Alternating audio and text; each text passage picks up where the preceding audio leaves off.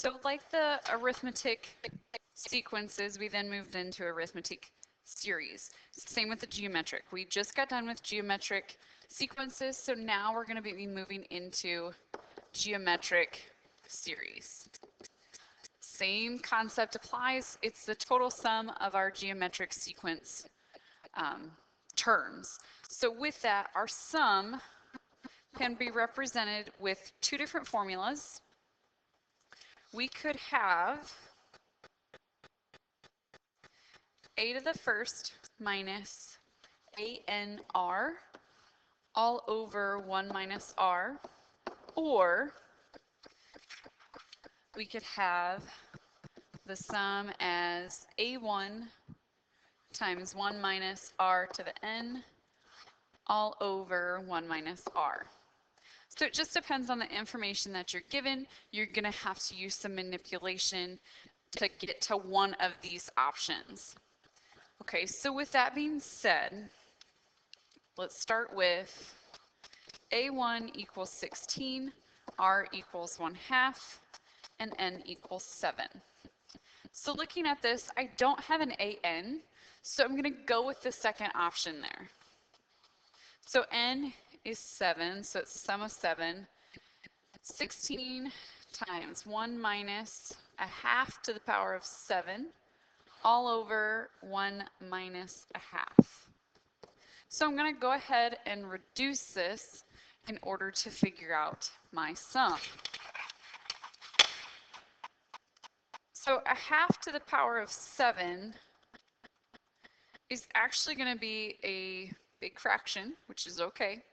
So we have 16, and we've got 1 minus 1 over 128,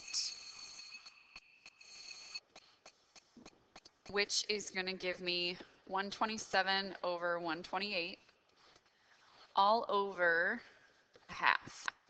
So when I enter this in, I need to be cautious with my parentheses to make sure that everything is going to line up correctly.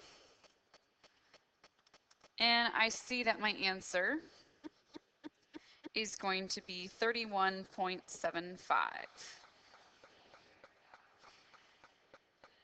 All right, so for you guys, A1 equals 4, R equals -1/2, N equals 8. You guys can do it as a decimal, that's fine.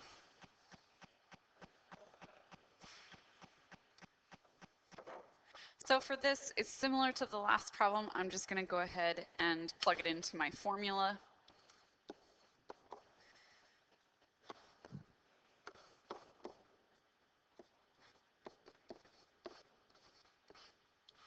And then that's going to be all over 1 minus -1/2. I'm going to go ahead and simplify this.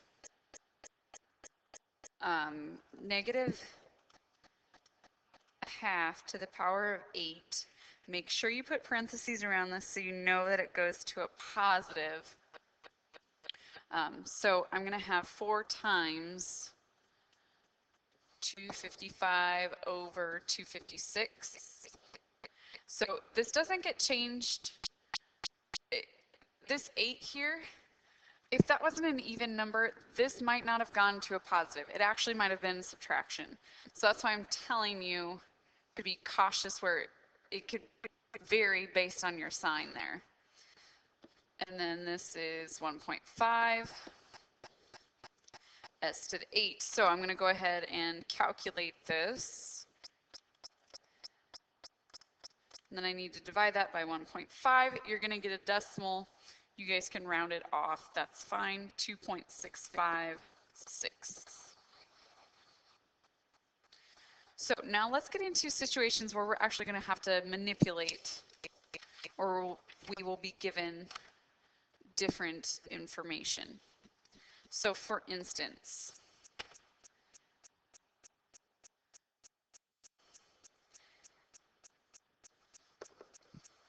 let's say that I am asked to find A1. Okay, they tell me that S of 8 equals 13,120. r equals 3. So looking at this, I know my formula is S of n equals a1 times 1 minus r to the n all over 1 minus r. Now, notice the n here. That's the 8 in our case. So I already know what my n is. So it may not look like I have enough information, but I really do.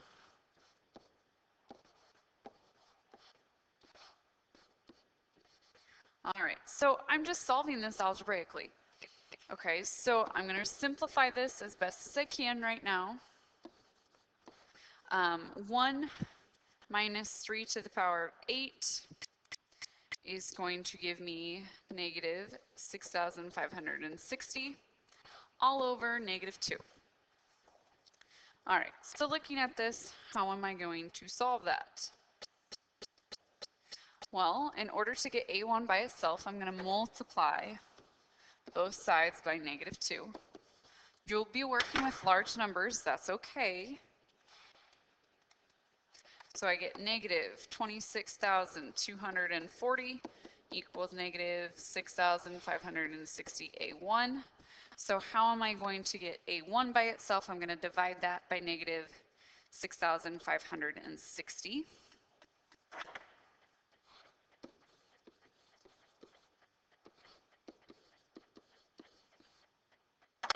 And I can see from this a1 equals 4. All right, now, remember how when we were working with arithmetic series that we had our Greek notation with our sigma? Same thing applies.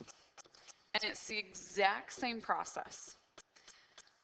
So let's say, for instance, that I'm starting at 3, I'm going to end at 6, and my formula or my term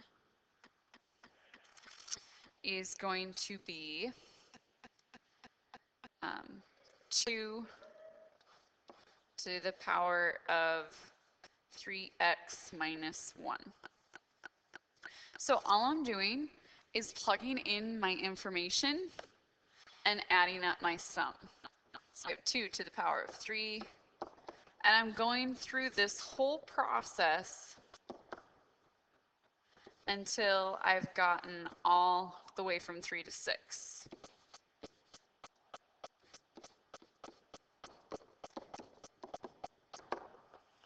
So I go ahead and plug in my numbers and solve.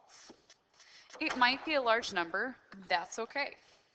So I've got 2 to the power of 8, which is 256. 2 to the power of 11, 2,048. 2 to the power of 14, 16,384. 2 to the power of 17 gives me 131,072. So with that being said, I then need to add all of those numbers together to give me a final answer. I'm going to make sure I've added all of these. To give me a final answer of 149,760. Like I said, it's the same process that we've done before.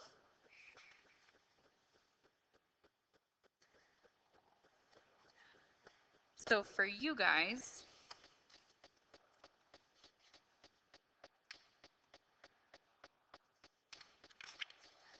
I want you to give me the summation of this.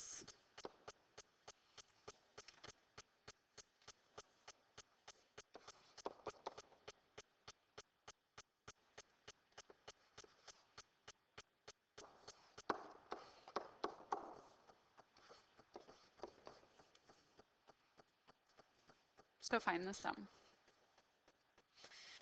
Again, I'm going to go ahead and plug in 1, 2, 3, 4, and 5 all the way until I am done. I'm just going to keep going with this. I'm going to leave it like this just because you know what we're doing here. 81 times 1/3 to the power. Again, be careful with your parentheses. 1 minus 1 is just 0. So my answer is 81. When I plug 2 in there, I get 81 times 1/3 to the power of 1, which is 27.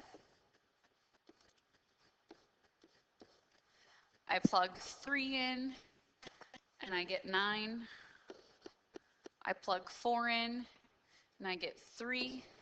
I plug 5 in, and I get 1. So I'm going to add all of those numbers together.